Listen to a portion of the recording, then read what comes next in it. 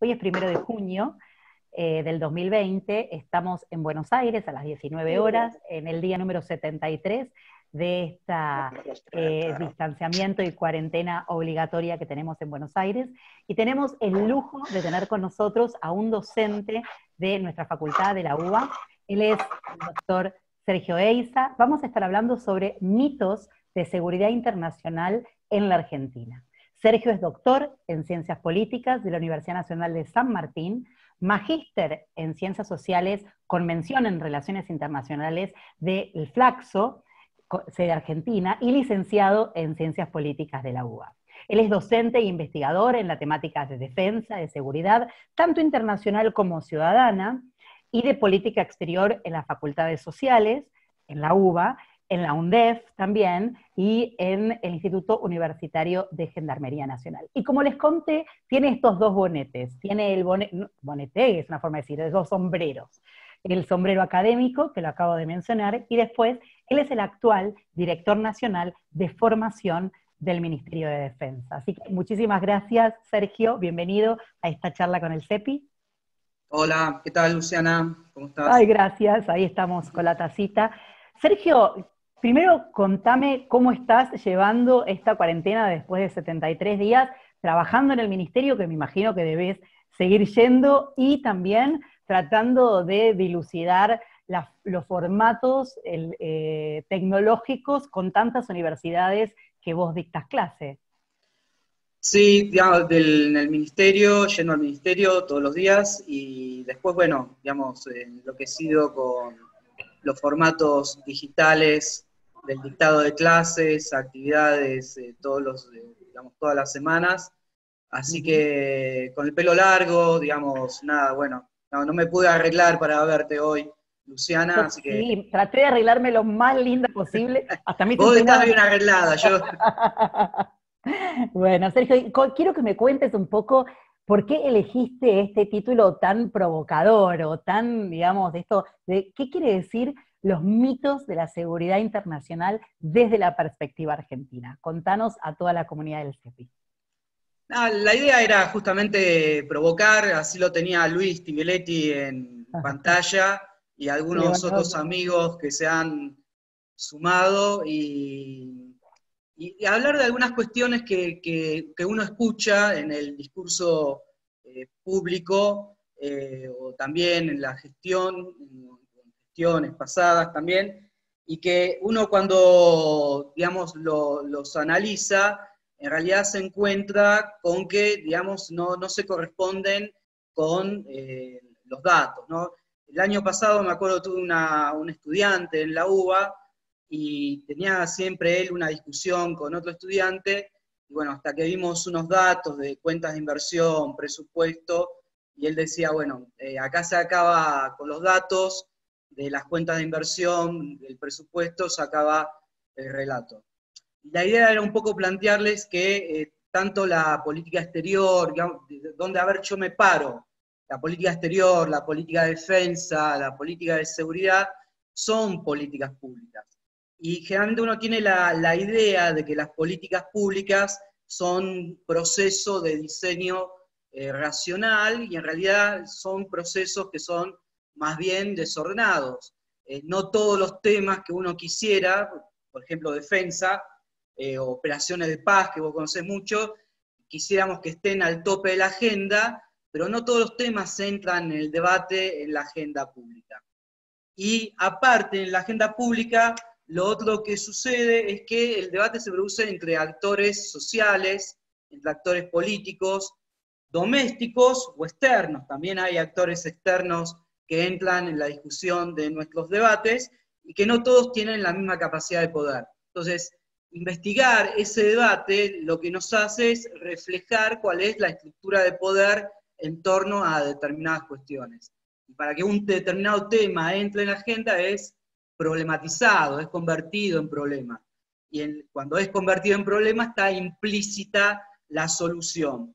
Ahora, no todas las formas de la manera en que uno define un problema son, digamos, pasan por el filtro de la agenda de gobierno, porque también el gobierno tiene su propia agenda, tiene sus propios recursos de poder, pero también tenemos la cuestión de la hegemonía, ¿no? Entonces, hay discursos que están más naturalizados que otros, y hay otros que cuestan, digamos, entrar. Entonces, te elegí para hacerlo, digamos, para no hacerlo muy largo y poder charlar con todos ustedes, 3 cuestiones que me parecen, digamos, llamativas para ver esto de los mitos, ¿no? Discutir un poco esto. Esa era un poco la idea.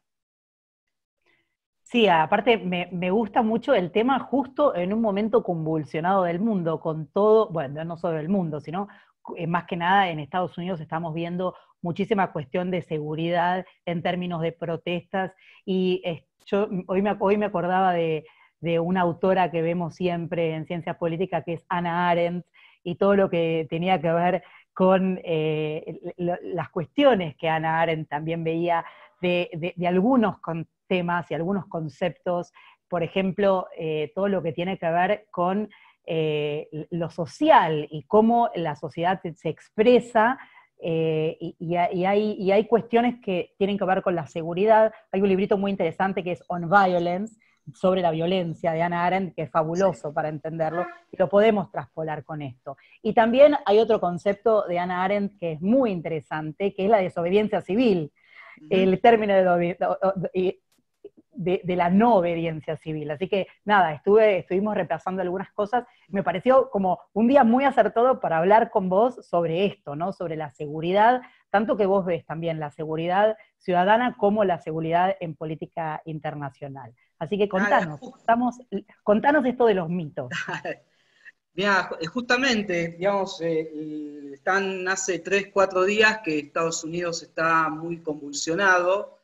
Sin embargo, digamos, el fin de semana, no sé ustedes, me hago cargo yo de tener internalizado esto, estuve prendido a la tele el sábado viendo el lanzamiento que después de 11 años realizaba la NASA, ¿no? Entonces, Estados Unidos tiene estas dos cuestiones.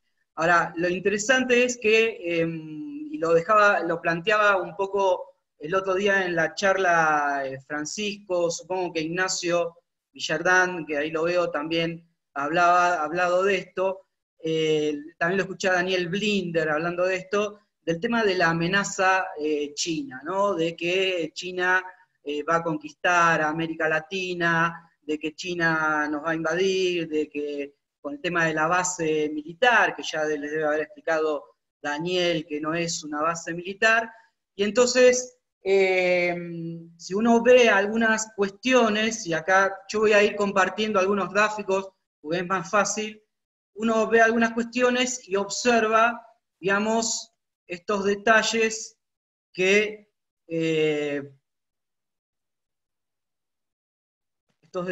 no sé si ahí se ve. Perfecto. Estos son los acuerdos de cooperación militar, o sea, son acuerdos de cooperación militar firmados entre ministerios de defensa en América Latina. La barra en rojo, no sé si se ve, es del 2012 al 2016, y la azul es hasta el 2010. Como vemos, la preponderancia de los Estados Unidos en la región. Después tenemos Rusia, Francia, China, pero digamos, vivimos en el hemisferio, como habla Francisco en el libro, que es el hemisferio de hegemón. Nosotros estamos en la tercera periferia, como dice Russell, tenemos un mayor margen, algo de mayor margen de maniobra, pero es el hemisferio donde está Estados Unidos. Ahora, fíjense este otro gráfico. Estas son las bases y tropas en América Latina.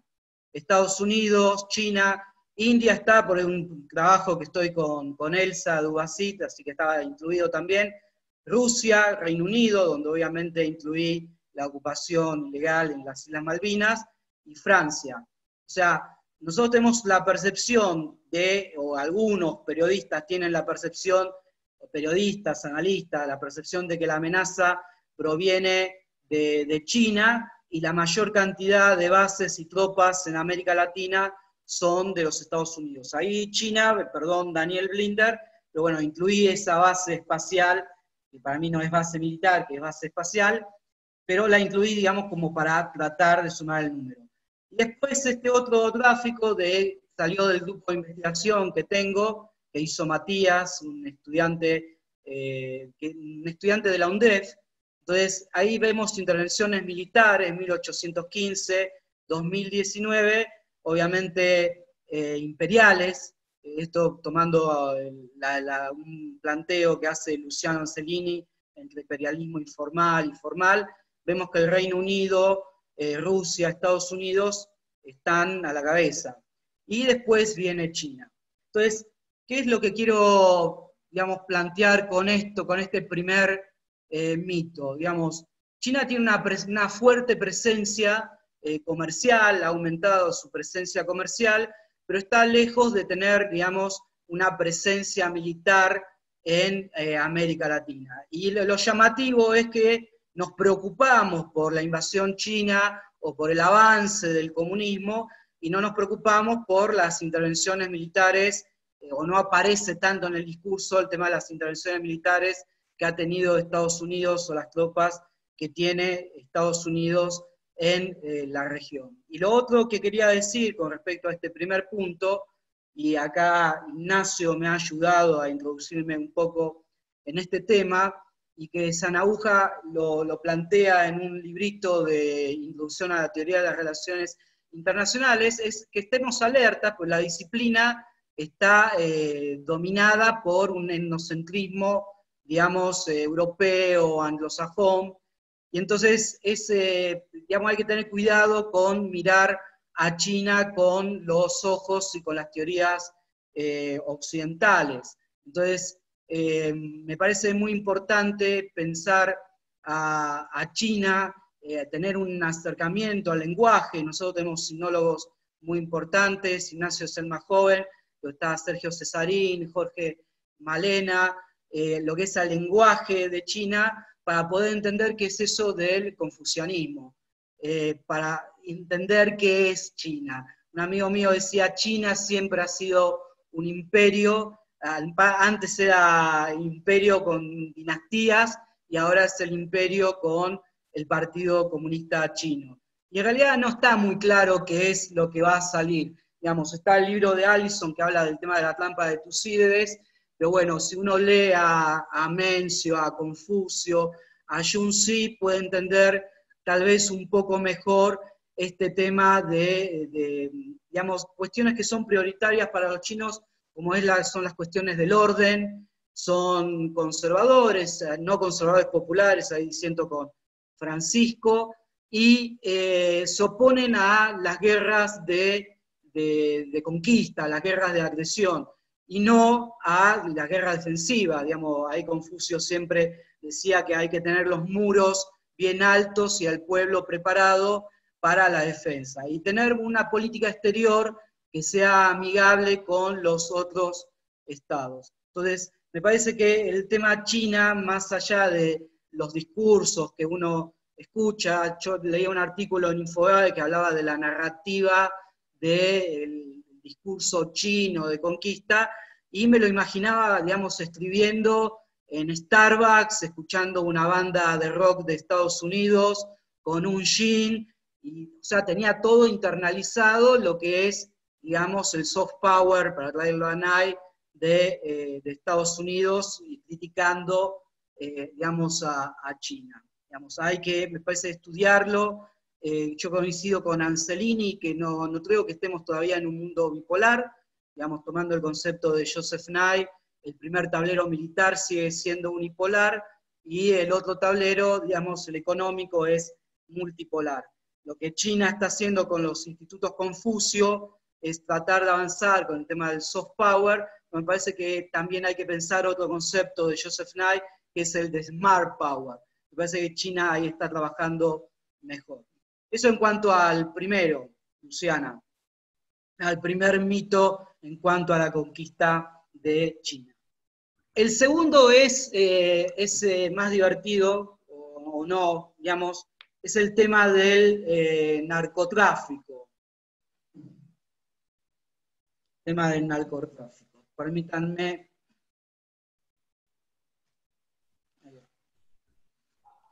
fíjense estos dos párrafos. Uno fue publicado en el 2013 y el otro en el 2014. Son dos párrafos iguales, uno firmado por Gustavo Sierra y el otro sin firma, en el mismo diario con un año de diferencia. Esto fue cuando se empezó a instalar el tema de que la frontera norte era un colador, que llovía, digamos, la lluvia de cocaína, la lluvia de droga, y en función de eso se fue, digamos, lo que decía al principio, el tema de esta puja por la definición, digamos, una cosa que dice Zahariadis, que es el que logra definir, logra imponer una decisión. Entonces, fíjese, en este caso, tomé estos dos párrafos, hay, bueno, del periodista Gallo, de Aguilera, también de políticos hablando del tema este. También tenemos al juez Raúl Reynoso, de la provincia de Salta, y que hablaba del tema de la cantidad de causas de narcotráfico que tenía. No sé si saben, pero el juez Reynoso está detenido actualmente. Digamos, hoy justamente le dieron la prisión domiciliaria y está detenido por narcotraficante. O sea, uno de los que participaba en este discurso de la lluvia de droga en el norte del país, estaba, era parte de la lluvia. No, en realidad estaba con el colador, estaba, digamos, estaba atajando la lluvia. Atajando sí, la droga claro, que caía. claro. Que en realidad, digamos, el problema nosotros en la frontera norte no lo tenemos con los aviones, estamos hablando de aviones monoplaza, biplaza, que vuelan a baja cota y que tienen, digamos, poca, aunque lo vacíen completamente para tratar de utilizar la máxima capacidad de carga, el problema no está ahí, digamos. El problema es más que nada la hidrovía Paraná-Paraguay y, digamos, el tema de la ruta, los camiones.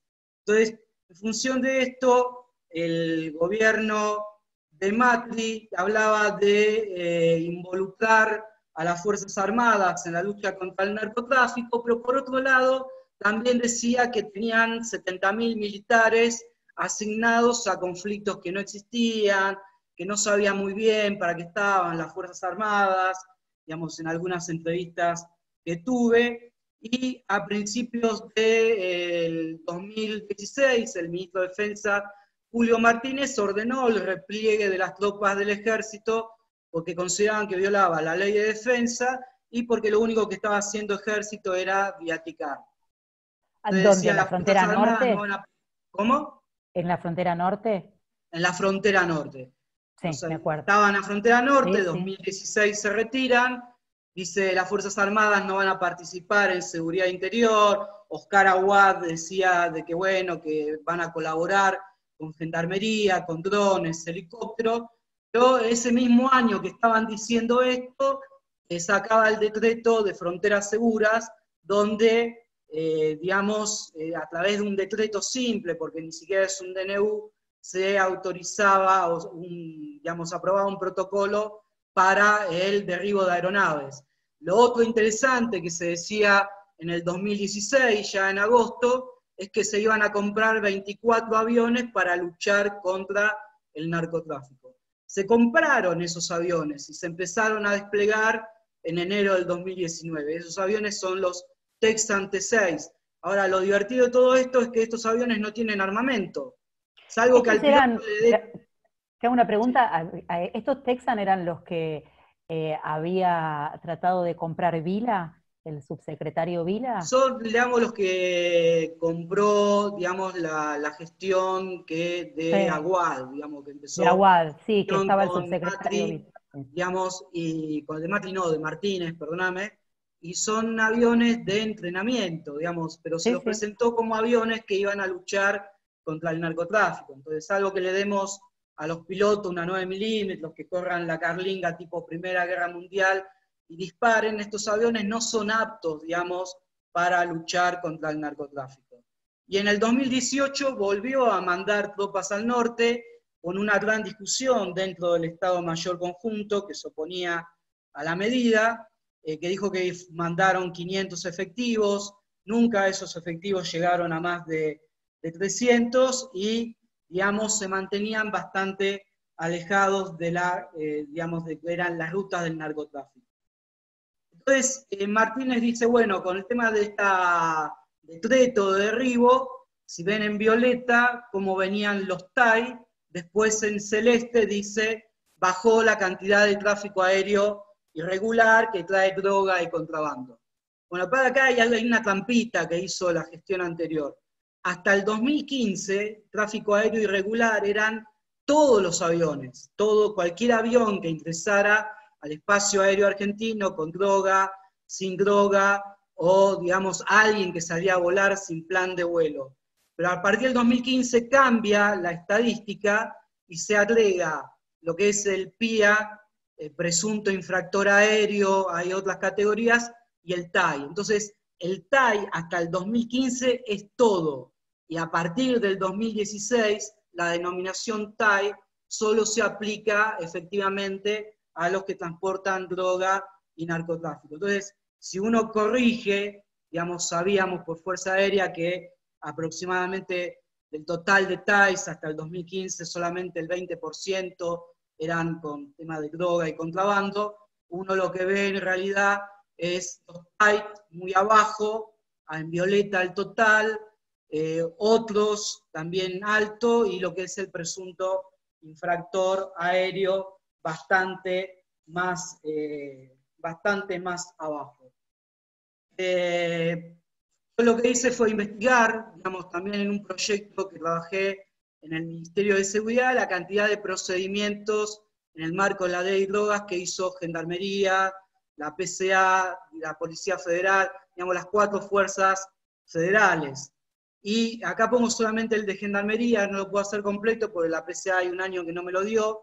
Y del total de procedimientos, fíjense, 6.123, 7.300 en el 2017, los que son vinculados a avionetas con droga no llegan, son 0,01%, 0,01, 0,012, o sea, es completamente insignificante. Es muy poquito. ¿Sabes qué, Luciana? ¿Escucharon el derribo de algún avión a partir de este decreto de derribo? No. No hubo ningún derribo. Primero porque sería ilegal, digamos, porque no tiene poder de policía las Fuerzas Armadas. Después por lo que plantea el gran profesor Ugarte. Totalmente, te iba a decir justamente de Manuel Ugarte, viola todos los derechos humanos de debido proceso. Pena de muerte sin juicio previo. Exactamente. Pero ¿sabes qué? La sorpresa, hubo un derribo. Ajá. Hubo un derribo, pero el tema fue así, digamos, una avioneta estaba despegando de una pista clandestina y un helicóptero de Gendarmería estaban preparados en la zona para hacer el procedimiento. Cuando se dieron cuenta, el avión quiso despegar y el helicóptero de Gendarmería lo que hizo fue posarse encima de la avioneta, destrozándola, también destrozó el helicóptero de Gendarmería. El año pasado, en el Instituto Universitario de Gendarmería, tuve el gusto de tener al piloto que se mandó esta locura. Entonces, el tráfico aéreo irregular, la lluvia de droga en el norte no existe. Y tampoco se luchó contra el narcotráfico. En este proyecto que dirigió la doctora Mariana Souto Zabaleta, vemos que del total de causas que se tramitaron, que investigamos en los juzgados entre el 2014 y 2016, solo el 2% llegó a sentencia.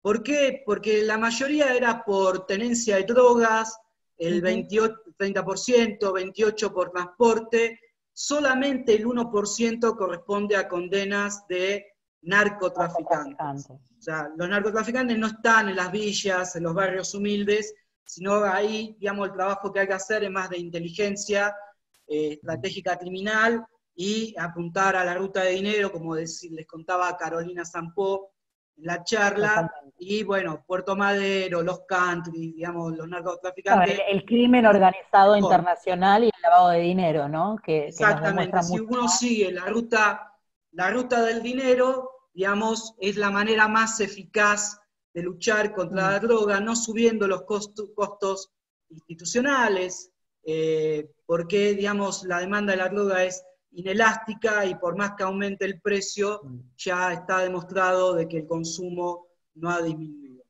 Por último, y así podemos charlar, el último mito lo llamé el síndrome Ceballos. Síndrome Ceballos. Stanislao Ceballos fue un canciller argentino que decía que la Argentina era la nación menos preparada de la Tierra en asuntos internacionales. En fines del siglo XIX, en el marco, digamos, del tema de los roces con Chile, por el tema de la delimitación de la frontera, Ceballos se quejaba de que la élite política de entonces, la élite conservadora, era la menos preparada en la Tierra para tratar temas internacionales. Entonces, yo ahí hace unos meses tuiteé que mi hipótesis es que al pensamiento conservador argentino, por una de las causas podría ser la forma en que Argentina se insertó en el comercio internacional, en la economía internacional. Erich Hobsbawm habla de que, digamos, Argentina era una de las colonias blancas del Imperio Británico. Entonces, a los conservadores, al pensamiento conservador argentino, no le interesa la defensa, no le interesa las Fuerzas Armadas. Entonces, vamos a ver unos datos de presupuesto para ver si puedo sostener esto que digo. Esta es la evolución del gasto de defensa entre 1949 y 2019. Tomé como base 100 el año 1951 y de esa manera, tomando base 100 un año, uno puede observar cómo evoluciona el gasto en defensa. Tenemos el pico de la dictadura. Alfonsín, digamos, nos critican que el progresismo no nos interesa la defensa, no nos interesa las Fuerzas Armadas. Bueno, Alfonsín dejó, de acuerdo a CIPRI, el gasto en defensa en el 2,4%, y el derrumbe que ven fue con, digamos, el neoliberalismo de Menem. Y el segundo derrumbe que ven es con el gobierno de Macri. El ascenso, esto está tomado de nuevo con los datos en dólares del CIPRI, es cómo va subiendo el gasto, sin que esto, digamos, para ser precisos, el gasto, digamos, la intención del gasto, uno lo que puede observar con la base 100, cómo sube durante todo el kirchnerismo, pero lo que hace es mantener en porcentaje del PBI el mismo valor. Lo que hace es que no perfore, que no continúe para abajo. Y este es otro, esta es la función defensa. El gasto uno lo puede ver por objeto de gasto, por función, por jurisdicción, y tenemos la caída que va del gobierno de Menem y de la Rúa, el tema de la crisis del 2001, el kirchnerismo, al fin del kirchnerismo con la crisis, digamos, de 2009, tenemos una caída, después sube al principio del gobierno de Macri, después tenemos la caída 2008-19. Ahora, ¿en qué subió el gasto en el gobierno, la gestión anterior? Y básicamente subió en inciso 1, el inciso 4, que es la compra de fierros, como diríamos lo que nos gusta, defensa, Juan, por ejemplo. No hay, digamos, una recuperación en cuanto a recuperación de material. Acá, como vemos, el inciso 1 como porcentaje del total del gasto, el 100% es el total. 1, para que la gente entienda, es gastos en personal. Gasto en gracias, Luciana, buenísimo. Gasto, inciso 1 es gasto personal, pensiones.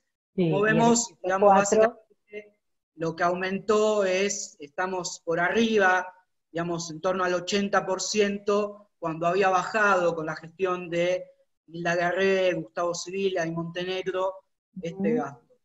Lo otro interesante, que es lo último, un trabajito que presenté en el último congreso, acá usando la curva de la bañera, lo que tenemos son medios operativos, medios limitados y medios críticos.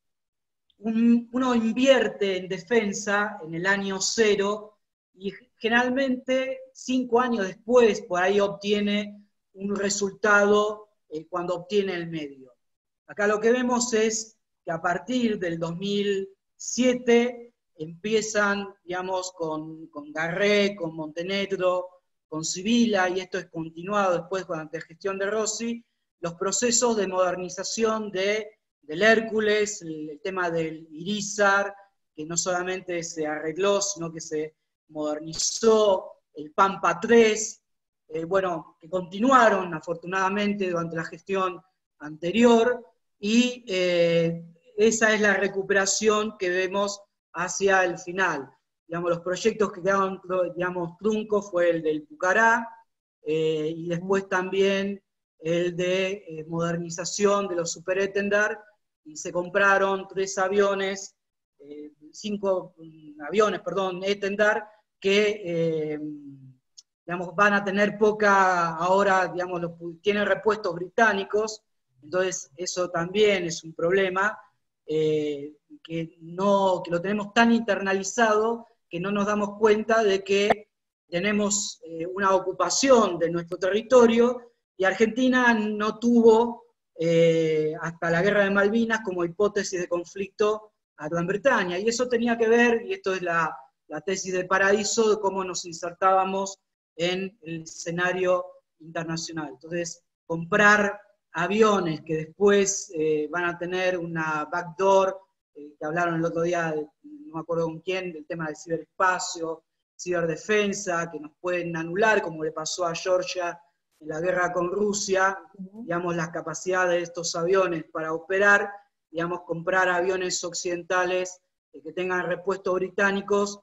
no eran seguir los planes, digamos, que estaban de modernización, que se había dejado en la gestión de Garré y Rossi anterior. Sergio, estás hablando de los últimos 5 Super que se compraron a los Francia. Últimos 5 Super que tienen que se compraron 150 horas de vuelo remanentes. Sabés que están mejor en lo que es la cédula, digamos, en la estructura del avión, lo que es la carcasa, para hablar un poco la plataforma, como me diría un amigo mío. La plataforma está mejor de los Étendard que teníamos.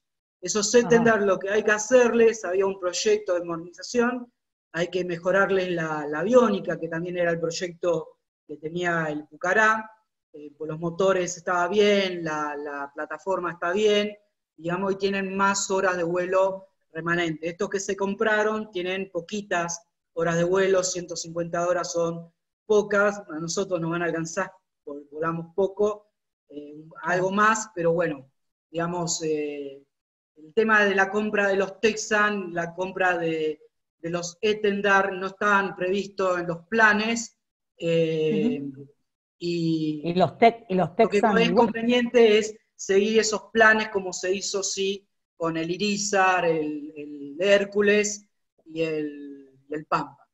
Bueno, estos eran los 3 mitos, un poco para desmitificar de que el peronismo o el progresismo está en contra de las Fuerzas Armadas, y en realidad nosotros tenemos una dirigencia conservadora, no hablo de la academia, porque hay colegas de la academia, tengo un amigo mío con el cual estuve compartiendo en Rusia un par de vodkas, que se define como conservador, que le interesan mucho estos temas, pero bueno, la dirigencia política de pensamiento conservador argentina, o que implementó las políticas neoliberales, no han sido halcones, como generalmente suelen ser en otros países. Entonces la política de defensa en estos 4 últimos años, como dice Lucho Angelini, ha estado más subordinada al ajuste fiscal del Estado que a una política estratégica en materia de defensa.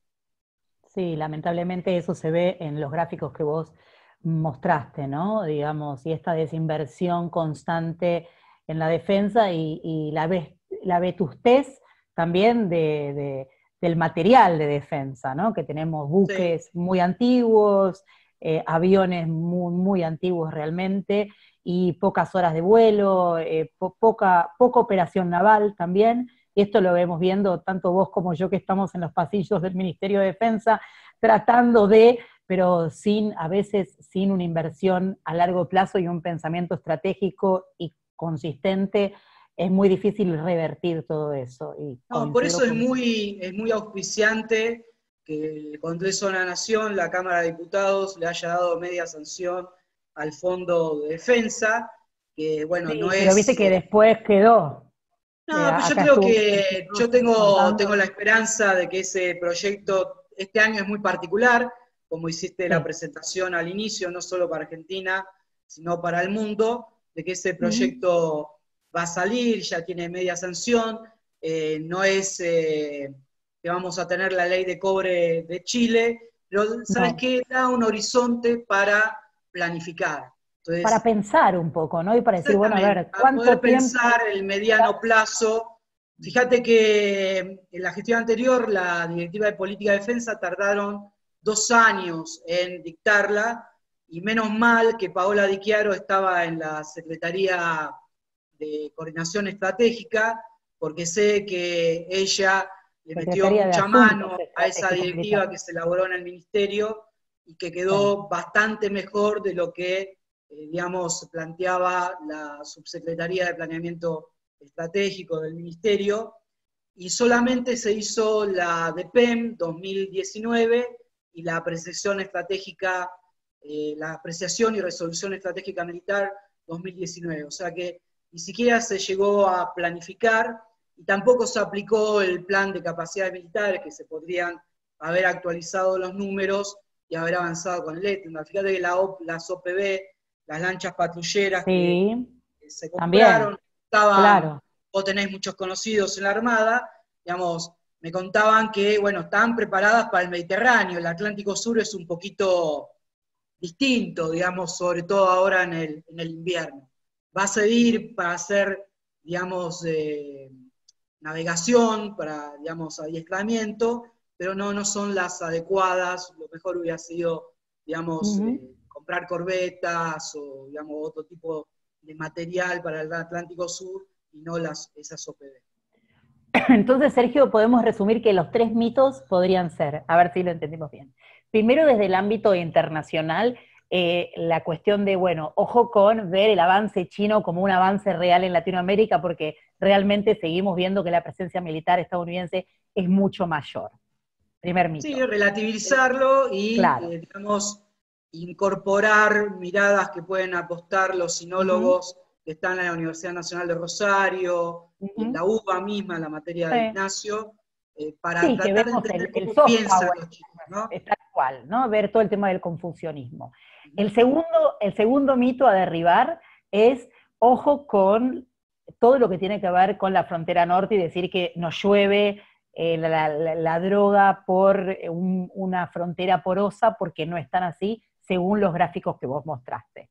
No es porosa, no tenemos un colador por vía aérea, y el problema del narcotráfico en Argentina existe, obviamente, digamos, ha aumentado el consumo, no requiere el empleo de las Fuerzas Armadas. Nosotros, por suerte, tenemos fuerzas intermedias, Sí, digamos, como se definen en la teoría, en la academia, como es Gendarmería, Prefectura Naval, la PCA y la sí. Prefectura y la Policía Federal, que, digamos, hacen buen trabajo Ujú. y, No, y de digamos, hecho, no aparte es tenemos una ley necesario. que nos ¿Eh? prohíbe. De hecho, también tenemos una ley que no nos habilitaría Sí, a digamos, ahí hay desplegar un fuerzas tema. armadas para la lucha directa del narcotráfico, sino por lo menos en apoyo. Claro, eso es lo que está previsto en la Ley de Seguridad Interior. Acá hay una Ujú. falsa dicotomía, también falsas discusiones, digamos, dos, te digo, para hacerla corta y poder hablar con los colegas y Sí, amigos. Es una, que la Ley de Defensa es vieja, ¿no? Que Luis Tiviletti, que la viene escuchando hace muchos años. Y, digamos, la Ley de Defensa de Estados Unidos es del siglo XIX, de 1878, y tiene el mismo esquema que nosotros. Las Fuerzas Armadas de los Estados Unidos no pueden hacer law enforcement, no pueden hacer ujú. policiamiento. Para eso tienen la Guardia Nacional, que justamente se desplegó este domingo en varios Ahora, estados. Y el claro. otro tema es que la definición de Estado, todos somos politólogos, la conocemos. El Estado nunca renuncia al monopolio de la fuerza. Y Ujú. hay que leer la ley de defensa, la ley de seguridad interior, la ley de inteligencia juntas, porque la ley de seguridad interior prevé que en una situación extraordinaria ningún presidente se va a atar de manos y no va a recurrir al uso del el máximo uso de la violencia que nos proveen las Fuerzas Armadas.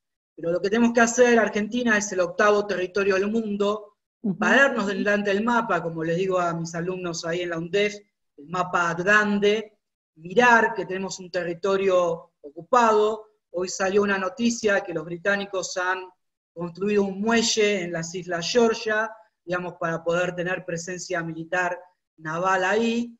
Claro. Está el tema de la Antártida, entonces seguir ocupándonos. Justamente eso, no solo un territorio enorme, sino un territorio marítimo enorme. Claro, es lo que, exactamente, Luciana, lo que decís vos, con el tema de que nos aprobó ONU en el 2016, una verdadera política de Estado, digamos, que empezó a fines de los 90, el tema de la demarcación de la plataforma continental.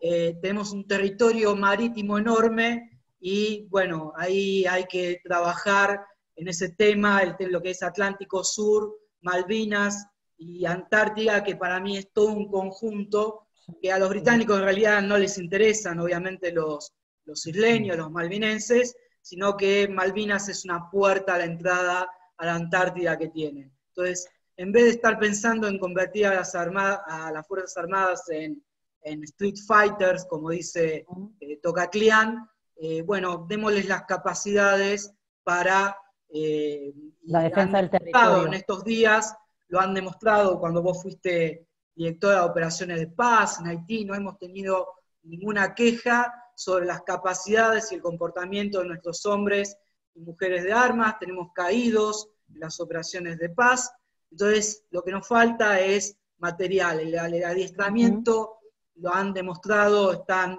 perfectamente adiestradas, como decías vos, me acuerdo, vi la charla con Carolina, o con Paola, no me acuerdo, bueno, hay un problema y salimos corriendo a buscar a las fuerzas, y las fuerzas están siempre ahí adiestradas, listas para, digamos, auxiliar a nuestros conciudadanos, como está pasando ahora, que las Fuerzas Armadas están desplegadas dentro del marco constitucional y están desplegadas para el apoyo a la ciudadanía en un momento de pandemia donde mucho tenemos que hacer. Entonces, en todo el territorio, recién veía un tuit de la Armada en Tierra del Fuego, la Armada en Tierra del Fuego, Ejército, en Funes, ahí la gente del Liceo, trabajando, provincia inclusive de Buenos Fuerza Aires, Aérea haciendo también todo lo que tiene que ver con... el Liceo de ahí de Funes es de Fuerza Aérea. Bueno, gracias por estos 3 mitos, estuvo buenísimo, gracias por los gráficos, está bueno, por eso digo, es muy importante ver las cuestiones académicas y sustentar lo que uno dice con los datos. Me parece que estuvo muy bueno que nos hayas mostrado, digamos, todos esos gráficos donde se ve realmente cómo hay un decaimiento en todos estos años de los presupuestos de defensa, que obviamente generan no solo malestar en las fuerzas, que eso lo vemos nosotros continuamente, sino también un deterioro en las capacidades estratégicas nuestras como ciudadanos argentinos, ¿no? Nosotros hemos perdido todo el tiempo capacidad, por ejemplo, de vuelos estratégicos, nosotros no tenemos aviones específicos para traer a gente de afuera, tenemos que, por ejemplo, tuvimos que utilizar a los aviones de línea de bandera argentina, que son comerciales, para traer muchísimos de los insumos y traer gente de afuera. Nosotros, me acuerdo cuando yo era directora de misiones de paz, teníamos el 707, que era viejo, pero era un buen Boeing, y que iba y volvía a Chipre. Y ahora... Bueno, son capacidades que hay que recuperar, digamos. Lo que quería, digamos, un poco con el mito es ver que entre, digamos, Nikon Alfonsín, o el progresismo radical, o la socialdemocracia radical, o la sinagoga radical, cuando uno ve los discursos, digamos, de la década del 80, dejó el PBI, la participación del PBI de defensa en 2,4, hoy estamos en 0,9. Y durante el 2013 y 2015, hubo proyectos de modernización, se mantuvo el presupuesto en términos de PBI, pero en dólares, digamos, creció. Claro, una merma. Pasa que, bueno, si vos destruís tu casa durante 30 años, digamos, no se recupera nada en un año. Las capacidades se tardan en recuperar.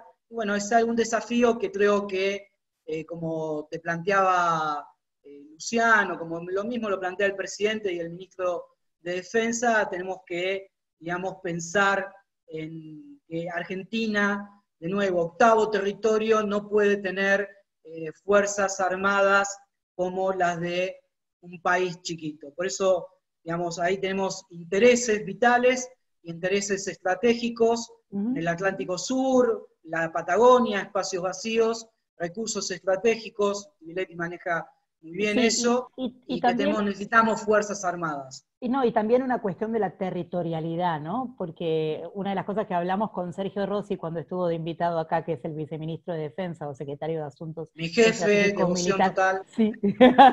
No, justamente, esta pandemia nos demostró, no, escuchá, esta pandemia nos demostró que menos mal que teníamos territorialidad de las Fuerzas Armadas. Totalmente. Porque tenemos presencia de aquellas unidades que prestan servicio, que es un bien público, como vos dijiste, y como todos decimos, pues la defensa es un bien público. No, fíjate, en la entrevista que dio el jefe del ejército el viernes, él decía que las Fuerzas Armadas perdieron estos 4 años muchas propiedades, estaba el plan de nuevo de concentrar todo en Campo de Mayo.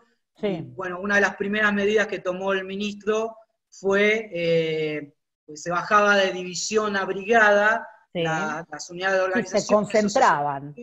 Exactamente. Sí. Entonces el tema de nosotros tenemos un territorio muy extenso, muy vacío, aunque estemos acá todos amontonados en Buenos Aires, y eso que decís vos de la territorialidad es muy importante. Sergio, yo estaría hablando con vos hasta mañana de esto, porque es un tema que nos apasiona a los dos. Pero son las 7:52 y tengo un montón de colegas del CEPI que quieren hacer preguntas, comentarios, así que le voy a pasar la palabra a Joana para que administre algunas de las preguntas. Me gustaría que pregunte la gente del CEPI y los nuevos que quizás antes nunca habían participado. Sí, genial, Luciana. Tenemos muchas preguntas, así que vamos a tratar de... Sobre todo hay gente que tiene varias preguntas, le vamos a pedir que elija una, la que le parezca más relevante, así todos pueden participar. Vamos a empezar con una pregunta del Observatorio de Defensa. Tenemos uno de nuestros miembros del Observatorio de Defensa y Seguridad, Mauro. No sé si estás por ahí, Mauro, para hacer la pregunta. Hola, ¿qué tal? Hola Sergio, ¿cómo estás? ¿Bien? ¿Qué haces, Mauro? Todo bien. Sergio, mi pregunta era, atendiendo a lo que dijiste del primer y segundo mito, pensando en el rol de las Fuerzas Armadas, ¿vos creés que en el escenario pospandemia van a replantearse lo que constituye nuevas amenazas? También viendo un poco lo que pasa en Estados Unidos, y si es relevante para Argentina eso también. No, mirá, en el marco normativo, lo que están haciendo hoy las Fuerzas Armadas, Luciana lo comentó en alguna de las charlas que le escuché, es lo que se llaman operaciones de ayuda a la comunidad nacional o de países amigos en situaciones de catástrofe naturales y o antrópicos. Muy larga el nombre de la operación, antrópicos son causados por el ser humano. Entonces, digamos, las Fuerzas Armadas estaban preparadas para eso, el Estado Mayor Conjunto hizo muchos ejercicios, creo que participó Luciana en muchos de esos ejercicios, y están preparadas para el tema de las pandemias. Yo lo que creo con respecto al escenario internacional, por eso me parece que la DPN 2018 nació vieja, es que ¿y por qué nació vieja? Por lo que contaba Angelini, digamos, la vez pasada. La directiva de defensa que firmó Trump, y ya la de Obama primero trasladaba el eje de poder del Atlántico Norte al Pacífico. Y la de Obama, digamos, las principales amenazas que percibe Estados Unidos son China, Rusia, Irán, Corea del Norte, y recién en quinto lugar, por primera vez desde 2001, aparece el terrorismo islámico. Entonces, me parece que del escenario internacional, o si pensamos en el escenario internacional, como lo piensa Joseph Nye, en tres tableros, el tablero militar, el tablero económico, el Estado nunca se ha ido, digamos, vivimos un momentum en la historia desde 1991 hasta ahora de hegemonía estadounidense, una superpotencia. Yo me acuerdo que estábamos en la facultad y con el libro de Paul Kennedy, Auge y caída de las grandes potencias, la naturaleza cambiante del poder estadounidense, de Joseph Nye, ya discutíamos la decadencia de los Estados Unidos. Me parece que todavía falta unos años. China es una potencia económica que todavía tiene pies de barros en materia militar. Una cosa es tener medios y otra cosa es tener la capacidad, que por ejemplo es el adiestramiento, logística, sobre todo el adiestramiento, para poder utilizar esos medios. Digamos, China recién ahora está empezando a tener 2 portaaviones, a tratar de proyectar poder, y todavía me parece que falta mucho en este juego, digamos, hasta mitad de siglo, que es lo que viene previendo los Estados Unidos en sus directivas de defensa, para hablar de una bipolaridad, si es que se produce esa bipolaridad, pues bueno, también hay algunos ahí que están agazapados, como India, y otros que quieren volver, como es la Rusia acá del amigo Putin. Muchas gracias, Sergio. Tenemos ahora a Luis Tibiletti, que quiere hacer un comentario. No sé si está por ahí para... Hola Luis, ahí no se te escucha, ponete Ahora eso, sí, ahí se te ahora escucha. sí. Ahora te escucho, Luis. Ojo Sí, que a las gracias, 8 Sergio. terminamos, Luis. Grande por Gracias. estar acá. Yo quiero solamente, primero, como estamos en un ámbito académico, lean esta maravilla. Lean el libro de Sergito Eiza, por favor, de la irrelevancia de los Estados Unidos. Es una de las mejores cosas que ha elaborado intelectualmente nuestros luchadores por los temas de defensa. Segundo, gracias por la invitación. No soy profesor de la UBA, pero sí de otras universidades, ahora de la UNDEF. Ya me jubilé de El Salvador después de 30 años.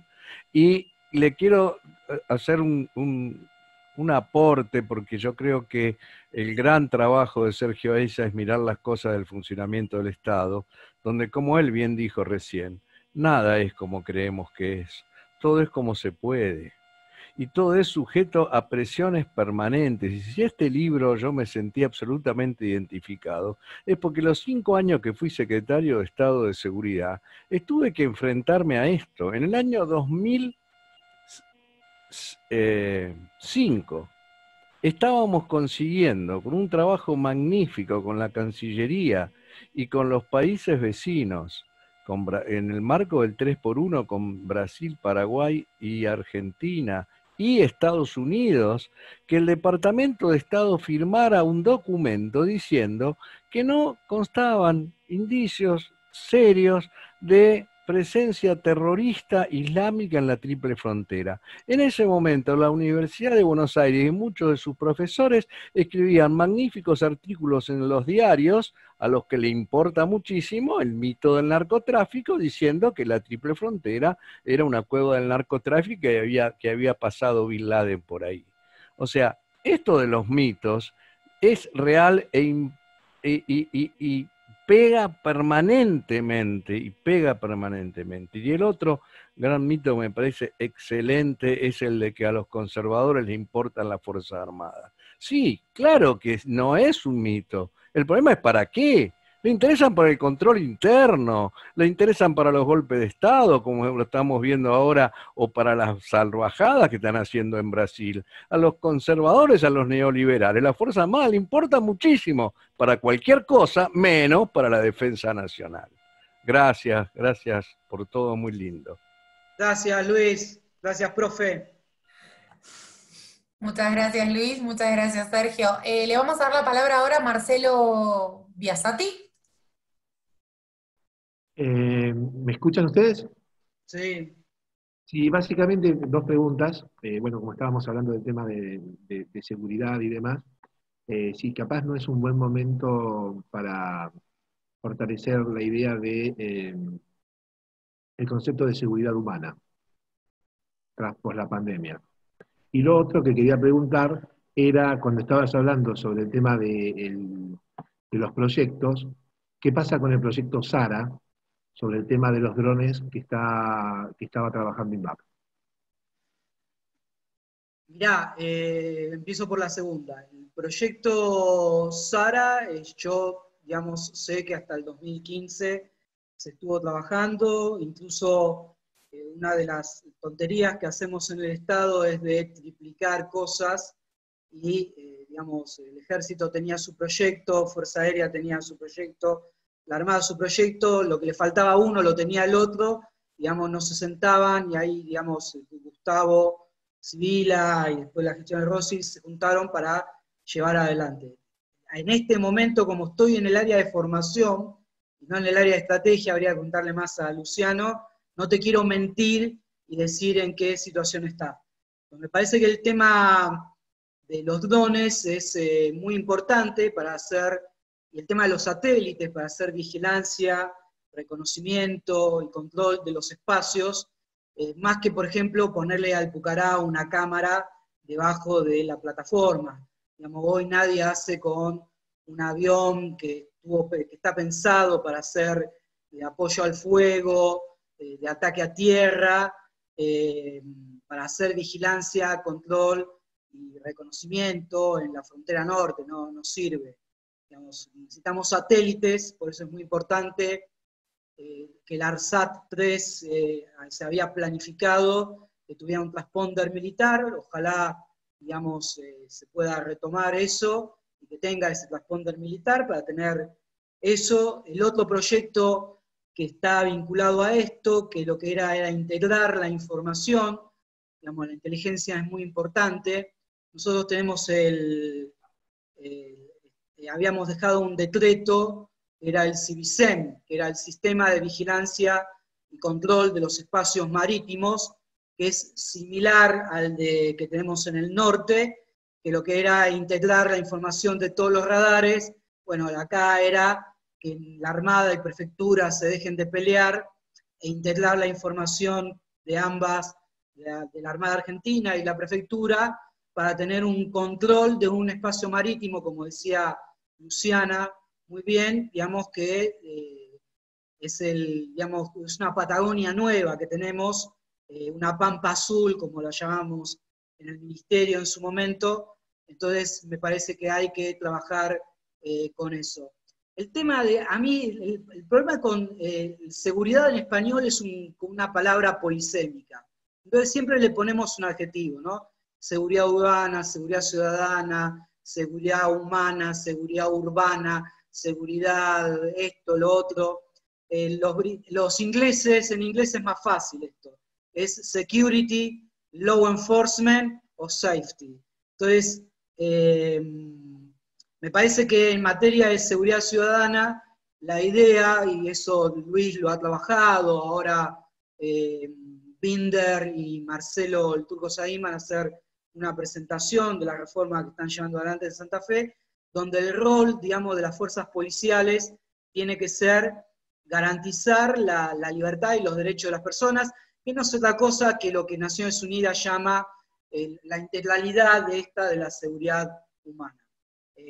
Digamos, la seguridad no es unicausal, entonces hay que mirarla de manera integral, multidimensional, pero prefiero, digamos, seguir pensando en law enforcement, security y en safety en todo caso, y no el tema de, digamos, seguridad que se presta a malas interpretaciones en español, ¿no? Perdón, discúlpame, tan solo una pregunta por lo que nombraste del tema marítimo. Dale, el tema Marcelo. del proyecto para el Contralor del Espacio Marítimo. ¿Qué pasa ahora con Brasil, a razón de un Bolsonaro, a razón de la relación con Mercosur, que parecería, primero, qué pasó con los submarinos, y lo segundo, si están más preparados en estos momentos para tratar de ver el control marítimo mirando hacia África que mirando hacia el Atlántico Sur? Mirá, el Brasil tiene desde hace ya algunos años lo que es la Amazonia Azul.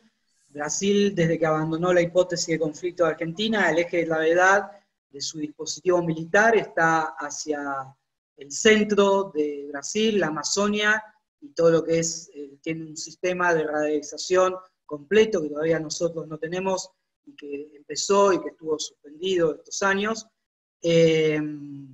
Y el tema de los submarinos, si vos hablabas con los militares brasileños, les preocupaba mucho el tema del presal, digamos, al punto tal que ellos decían que les han roto algunos caños que transportaban desde el presal al continente, y eso han sido algún submarino de otro país. Entonces para Brasil era muy importante tener estos submarinos, digamos, están tomando el know-how de los franceses, y ojalá les vaya bien. Yo a mis alumnos brasileños de la maestría en defensa les digo, avancen rápido con el Gripen, que tenga todo tecnología brasilera, ojalá podamos meter la mano nosotros, así nosotros compramos un Gripen sin repuestos británicos. Y lo mismo con el tema de, ojalá podamos colaborar con el tema del submarino. Los gobiernos son momentos en el tiempo. La alianza estratégica con Brasil, y eso lo contó Sergio Rossi, el ministro de Defensa dialoga con el ministro de Defensa de Brasil, hemos perdido instancias regionales como el Consejo de Defensa Sudamericano, pero Brasil es un aliado estratégico de Argentina, Brasil necesita a Argentina y Argentina necesita a Brasil. Así que, nada, ojalá podamos intensificar en algún momento lo que se había iniciado de colaboración, que se sigue haciendo. Este año volvemos a tener muchos estudiantes brasileños en la maestría en defensa, y aparte de tomar cayaya, los invitamos a tomar mate, vino y asado, así que nada, hay que pensar a Brasil como un aliado estratégico. Los gobiernos pasan, y digamos, Brasil ya durante muchos gobiernos, Menem, Alfonsín, De la Rúa, Kirchner, digamos, esa alianza ha sobrevivido estos 30 y pico años de democracia y va a continuar. Gracias, Sergio. Creo que tenemos una pregunta o dos preguntas más y cerramos. Sí, porque nos pasamos un poco de la hora, pero al tener tantas preguntas, si les parece, hacemos una más. Tengo a Jorge. No tengo problema. Si está por ahí, Jorge. Buenas tardes. Jorge Tamayo. Profe Sergio, de pronto me recuerda, alumno de 2018 de UNDEF. No me sirve la cámara en ese momento. Colombiano. Si veo la cara es más probable. Estoy medio anciano ahora. Me está fallando la cámara ahora. Era el más joven del grupo de los colombianos. Bueno, mi pregunta es respecto a la adquisición de medios, digamos acá en Colombia, que se compran siempre a Estados Unidos, los Black Hawk, y sobre todo, y hay una cantidad de problemas para los repuestos, la gestión de repuestos, toda esta cuestión. Digamos, ¿qué plantearía usted respecto a qué país sería, digamos, viable para esa adquisición de medios? Quizá Rusia de pronto como un actor no occidental sería viable, no sé, en cuanto a la cadena de suministro ahí para esos aviones, ¿cómo sería la cuestión? El problema, digamos, con la tecnología no occidental, tenemos dos problemas con si adquiriéramos tecnología no occidental. Y este es un problema para Argentina, porque si adquirimos tecnología occidental, tenemos el veto de Gran Bretaña. Y adquirir tecnología no occidental, la cadena logística es complicada. Tenemos Perú, que tiene ahí, digamos, experiencia en armamento ruso, pero bueno, los rusos tienen otra forma, digamos, nosotros estiramos el uso de los medios, los rusos rompen un helicóptero, nosotros tenemos los MiG, digamos, en Fuerza Aérea, lo rompen y ponen otro, digamos, en servicio. Entonces la cadena logística es complicada. Y con China también. Entonces, bueno, por eso yo decía del Gripen de Brasil.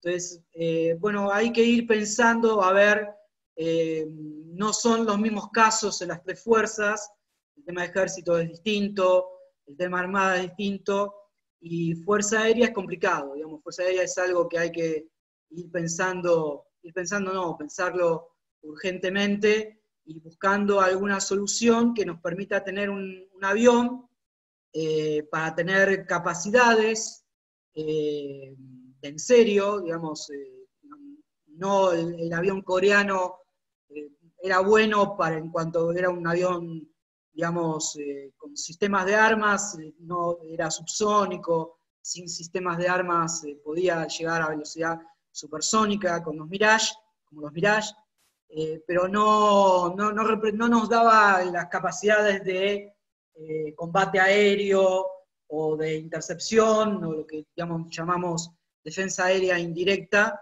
Entonces yo no lo veo plausible lo que era el avión, digamos, que nos ofrecía Corea. Entonces, bueno, hay que pensar bien el tema de si hacemos un avión de transición o si es un avión definitivo. Comprar, digamos, a mí me encantaría, le decía a mis alumnos, creo que por ahí usted me escuchó esta anécdota, tener una visa grande y salir al supermercado y comprar 50 Gripen.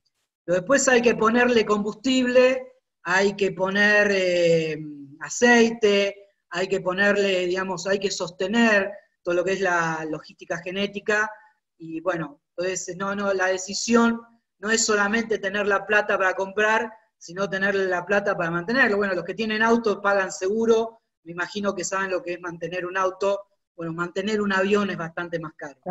Y tener a la gente capacitada también, que es obviamente, ¿no? Digamos, con las horas de vuelo ahora necesarias. Hay muchos simuladores, todo ese tema se puede salvar. Tenemos nuestra primera pilota de combate. Hace poquito, hace unos días. Paladar negro. Sí. Así que es un dilema que tiene Argentina y que bueno, que lo tenemos que ir viendo. Digamos, hay que ir viendo, no uso el gerundio para patear la pelota para adelante. No, sino es algo que hay que resolver para la Fuerza Aérea, digamos, en cuanto se pueda. Sí, para todas las. Tenemos dos preguntas más, una de Marcelo Treger, ¿puede ser? Y una de Eduardo Ganó. Así, Joana, les avisás, a ver si lo pueden hacer, si están por ahí. Marcelo, también de la UBA. Sí. Colega nuestro. Les avisé que venían por el chat, pero... Y después está Eduardo Ganó. ¿Eduardo, si no está Marcelo? Ahí está Eduardo. Sí, Eduardo. Buenas noches. ¿Qué tal, Luciana? Un gusto, Sergio, verte. ¿Cómo estás tanto tiempo? ¿Qué tal? Encantado. Bueno, gracias, muy interesante la charla. No, quería aclarar el tema, digamos, de la pelea de la prefectura y la Armada, que es un tema... que despierta sensibilidades por todos lados, y los argentinos creo que no nos terminamos de poner de acuerdo para qué están las dos instituciones. Yo fui en su momento responsable de interactuar con la prefectura, y teníamos un serio problema desde el lado de la Armada. A la hora de negociar intercambio de información, no recibíamos lo que esperábamos. A la hora de que prefectos se marcaran en unidades navales, tampoco lo lográbamos. Y a la hora de coordinar las patrullas, tampoco nosotros mandábamos la información de la intención de las patrullas y no teníamos el equivalente del otro lado. Y eso era responsabilidad de que se cumpliera de los dos ministerios, porque había un acuerdo biministerial que pretendía coordinar esas tres actividades. Así que, salida del tema de la pelea, quiero aclarar que no es pelea, es sencillamente que hay que ponerse de acuerdo, y para ponerse de acuerdo hace falta que las dos partes quieran hacerlo, no solamente una. Dos cosas, complemento lo que estabas diciendo, Eduardo. Hay dos acuerdos interministeriales. Uno se firmó en 1987 y otro se firmó en el 2013. Y bueno, nunca se pusieron en ejecución. Tanto que miramos los Estados Unidos embarca a la Guardia Costera para hacer, digamos, el policiamiento. Entonces, los recursos que tiene Argentina, como ningún Estado, son infinitos, eso es básico de economía, entonces la coordinación entre prefectura y Armada es esencial, y bueno, si vuelve a caminar este proyecto del CIVISEM, que se había armado, trabajó mucho, no me acuerdo si estabas en ese momento, digamos, con la Armada, y bueno, es un paso para avanzar, digamos, con este tema. Hay un tema digamos, de control, de gestión de riesgos detrás del tema de Armada y Prefectura. Ambas tienen funciones distintas en los mismos espacios. Y cuando se solucionan, se gestionan los riesgos, hay dos variables que analizar: la probabilidad de intervención de la amenaza y el impacto que puede generar en el efecto que provoca. En las gestiones de riesgo, en materia de seguridad, la variable preponderante, que nunca se puede minimizar y nunca se puede pasar para abajo, es el impacto. Y en ese sentido, la Armada es la que tiene, o la que puede, si no está a la altura de las circunstancias, la que puede permitir que los mayores impactos se produzcan por las posibles agresiones de origen externo. Eso a nivel nacional, en la disputa esta entre fuerzas de seguridad y fuerzas armadas, yo nunca lo he visto comentar. Y, digamos, aprovechando la volada acá, creo que es un buen momento para plantearlo y a ver si de una vez por todas lo podemos solucionar. Gracias. Gracias, Eduardo. Gracias, Eduardo. Y bueno, con esto, 8:15, perdonen que nos excedimos un poquito, pero la verdad que tener a 50 personas, que no son solo 50 personas, son docentes, fueron exsecretarios de Estado, algunos son secretarios de Estado en este momento, investigadores, la verdad que es un placer tener a todos y a cada uno de ustedes escuchando a Sergio hoy, escuchando a los diferentes docentes e investigadores que vienen todas las tardes al CEPI. Sergio, te quiero agradecer un montón estar acá, muy claro todo lo que hiciste, con un análisis profundo, con documentación respaldatoria. Te vamos a pedir, como dijo Tibiletti, que después internamente al CEPI nos digas qué bibliografía puede la gente consultar, no solo la propia, que nos encantaría tenerlo, pero sí alguna otra bibliografía que vos quieras también aprovechar y recomendar a los investigadores del CEPI, más que nada a los que estudian defensa y seguridad sobre estos temas. Así que te agradezco un montón, te agradezco haber estado en las otras charlas, que está bueno esto que hayas escuchado a otros oradores, porque esto le da una dinámica y un crecimiento importante. Así que muchísimas gracias y te dejo las últimas palabras de despedida. No, muchas gracias a vos por la invitación. Escucharlos a colegas es un placer, uno sigue aprendiendo. Eduardo, a Luis, vi que por ahí estaba una colega de Rosario, Milce Calderón, una de las grandes colegas que trabaja temas de defensa.